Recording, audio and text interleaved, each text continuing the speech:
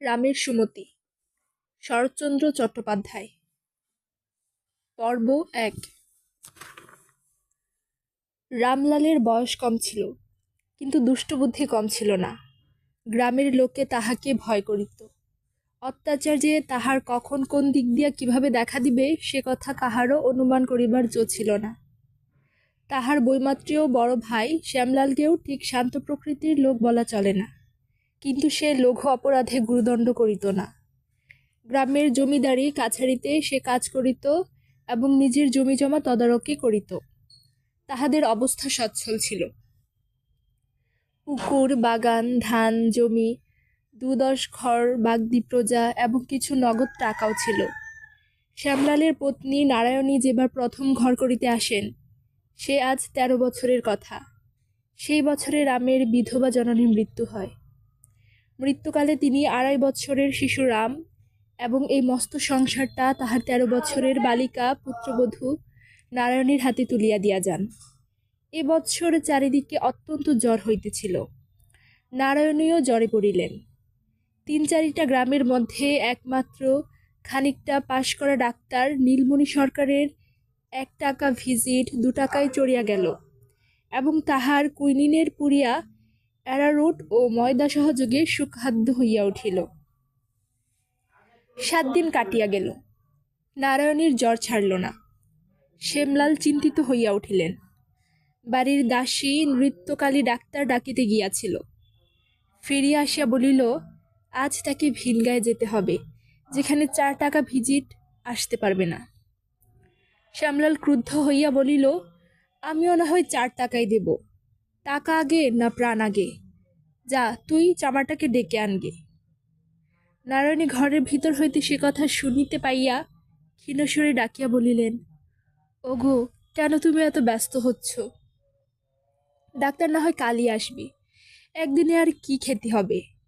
রামলাল উঠানের এক ধারে পেয়ারা তলায় বসিয়া পাখির খাঁচা তৈরি করিতেছিল।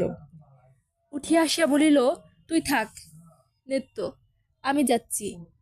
দেবরটির সাড়া পাইয়া উদ্বেগে নারায়ণী উঠিয়া বসিয়া বলিলেন, ওগো, রামকে মানা করো। ও রাম, মাথা খাস আমার, যাসনে লক্ষ্মী ভাইটি আমার। ছি দাদা, ঝগড়া করতে নেই। রাম কর্ণপাতও করিল না, বাহির হইয়া গেল। ৫ বছরের ভ্রাতৃপুত্র তখনও কাঠিগুলো ধরিয়া বসিয়াছিল।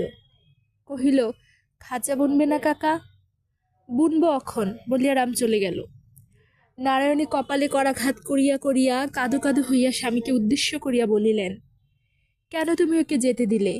দেখো কি কাণ্ডবা করে আসে। শ্যামলাল ক্রুদ্ধ ও বিরক্ত হইয়াছিলেন। রাগিয়া বলিলেন, আমি কি করব? তোমার মানা শুনল না, আমার মানা শুনবে? হাত ধরলে না কেন? ও হতভাগার জন্যে আমার এক দণ্ডও যদি বাঁচতে ইচ্ছে করে। ও নেত্য, লক্ষ্মী মা আমার, দাঁড়িয়ে থাকিস নে, ভোলাকে পাঠিয়ে দেগে, বুঝিয়ে সুঝিয়ে ফিরিয়ে আনুক। সে হয়তো এখনো গরু নিয়ে মাঠে যায়নি। নেত্যকালী ভোলার সন্ধানে গেল।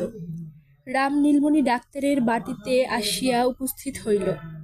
ডাক্তার তখন ডিসপেন্সারিতে, অর্থাৎ একটা ভাঙা আলমারির সামনে একটা ভাঙা টেবিলে বসিয়া নিক্তি হাতে ঔষধ ওজন করিতেছিলেন। ৪-৫ জন রোগী হা করিয়া তাহাই দেখিতেছিল। ডাক্তার আর চোখে চাহিয়া নিজের কাজে মন দিলেন। রাম মিনিটখানেক চুপ করিয়া থাকিয়া বলিল, বৌদির জ্বর সারে না কেন? ডাক্তার নিক্তিতে চক্ষু নিবন্ধ রাখিয়াই বলিলেন, আমি কি করিব? ঔষধ দিচ্ছি। ছাই দিচ্ছ? পচা ময়দার গুঁড়োতে ওষুধ ভালো হয়?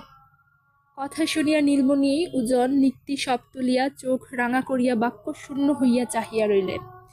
এত বড় শক্ত কথা মুখে আনিবার স্পর্ধা যে সংসারে কোনো মানুষের থাকিতে পারে তিনি তাহা জানতেন না। ক্ষণেক পরে গর্জিয়া উঠিয়া বলিলেন, পচা ময়দার গুঁড়ো তবে নিতে আসিস কেন রে? তোর দাদা পায়ে ধরে ডাকতে পাঠায় কেন রে? রাম বলিল, এদিকে আর ডাক্তার নেই, তাই ডাকতে পাঠায়, থাকলে পাঠাতো না। লোকগুলো স্তম্ভিত হইয়া শুনিতেছিল। তাহাদিগের পানে চাহিয়া দেখিয়া সে পুনর্বার বলিল, তুমি ছোট জাত, বামুনের মান মর্যাদা জানো না, তাই বলে ফেললে। পায়ে ধরে ডাকতে পাঠায়, দাদা কারো পায়ে ধরে না। আসবার সময় বৌদি মাথার দিব্যি দিয়ে ফেলেছে, নইলে দাঁতগুলো তোমার সদ্যই ভেঙে দিয়ে ঘরে যেতুম। তা শোনো, ভালো ওষুধ নিয়ে এক্ষুনি আসো, দেরি করো না। আজ যদি জ্বর না ছাড়ে, ওই যে সামনে কলমের আম বাগান করেছো, বেশি বড় হয়নি তো, ওর কুড়ুলের এক এক ঘায়েই কাত হবে। ওর একটিও আজ রাত্রিরে থাকবে না। কাল এসে এই শিশি বোতলগুলো গুঁড়ো করে দিয়ে যাব। বলিয়াই সে বাহির হইয়া চলিয়া গেল। ডাক্তার নিকটি ধরিয়া আড়ষ্ট হইয়া বসিয়া রহিলেন। একজন বৃদ্ধ তখন সাহস করিয়া বলিল, ডাক্তারবাবু, আর বিলম্ব করো না। ভালো ওষুধ লুকানো টুকানো যা আছে তাই নিয়ে যাও। ও রাম ঠাকুর যা বলে গেছে তা ফলাবে, তবে ছাড়বে। ডাক্তার নিকটি রাখিয়া বলিলেন, আমি থানায় দারোগার কাছে যাব। তোমরা সব সাক্ষী। যে বৃদ্ধ পরামর্শ দিতেছিল সে বলিল, সাক্ষী? সাক্ষী কে দেবে বাবু? আমার তো কুইনাইন খেয়ে কান ভো ভো করতেছে। রাম ঠাকুর কি যে বলে গেল তা শুনতেও পেলুম না। আর দারোগা করবে কি বাবু? ও দেবতাটি দেখতে ছোট, কিন্তু ওনার বাগদি ছোকরার দলটি ছোট নয়। ঘরে আগুন দিয়ে পুড়িয়ে মারলে থানার লোকে দেখতে আসবে না। দারোগা বাবু এক আটি ঘর দিয়ে উপকার করিবে। ওসব আমরা পারবো না। ওনাকে সবাই ডরায়। তার চেয়ে যা বলে গেছে তাই করোগে। একবার হাতটা দেখো দেখি আপনি। আজ দুখানা রুটি টুটি খাবো নাকি? ডাক্তার অন্তরে পড়িতেছিলেন।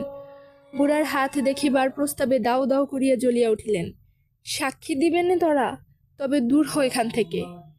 আমি কারোর হাত দেখতে পারবো না, মরে গেলেও কাউকে ওষুধ দেব না, দেখি তোদের কি গতি হয়। বৃদ্ধ লাঠিটা হাতে লইয়া উঠিয়া পড়িল। দোষ কারো নয় ডাক্তারবাবু, উনি বড় শয়তান। ঠাকুরকে খবরটা একবার দিয়েও যেতে হবে, না হলে হয়তোবা মনে করবে থানায় যাবার মতলব আমরাই দিয়েছি।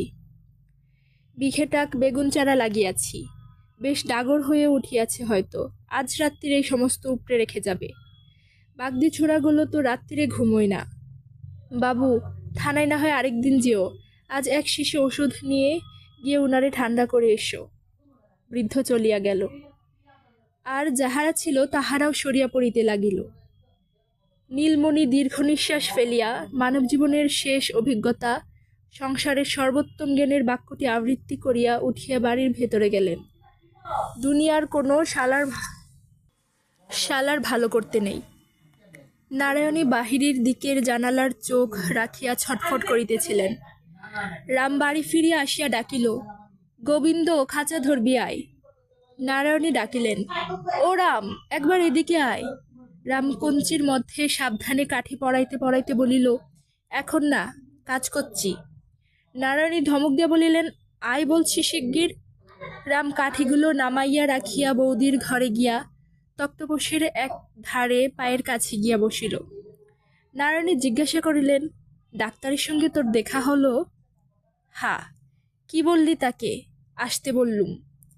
নারায়ণী বিশ্বাস করিলেন না। শুধু আসতে বললি, আর কিছু বলিসনি? রাম চুপ করিয়া রহিল। নারায়ণী বলিলেন, বল না, কি বলেছিস তাকে? বলবো না। নৃত্যকলি ঘরে ঢুকিয়া সংবাদ দিল, ডাক্তারবাবু আসছেন। নারায়ণী মোটা চাদরটা টানিয়া লইয়া পাশ ফিরিয়া শুইলেন। রাম ছুটিয়া পলাইয়া গেল। অনতিকাল পরে ডাক্তার লইয়া শ্যামলাল ঘরে ঢুকিলেন।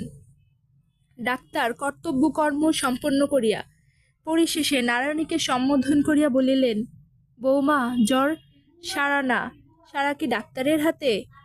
তোমার দেবটি তো আমাকে 2 দিনের সময় দিয়েছে, এর মধ্যে সারে ভালো, না সারে তো আমার ঘরদোর আগুন ধরিয়ে দেবে। নারায়ণী লজ্জায় মরিয়া গিয়া বলিলেন, ওর ওই রকম কথা, আপনি কোনো ভয় করবেন না। ডাক্তার বলিলেন, লোকে বলে ওর একটা দল আছে, তাদের যে কথা সেই কাজ, তাতেই বড় শঙ্কা হয় মা। আমরা ওষুধ দিতেই পারি, প্রাণ দিতে পারি নে। নারায়ণী চুপ করিয়া রহিলেন। শ্যামলাল রুষ্ট হইয়া বলিলেন, ও ছোড়া একদিন জেলে যাবে তো জানি, কিন্তু ওই সঙ্গে আমাকেও না যেতে হয়, তাই ভাবি। আজ নীলমণি শোবার ঘরের সিন্দুক খুলিয়া আসিল আসল কুইনান এবং টাটকা ঔষধ নিয়ে। তাহাই ব্যবস্থা করিয়া ফিরিবার সময় শ্যামলাল 4 টাকা ভিজিট দিতে গেলে তিনি জিভ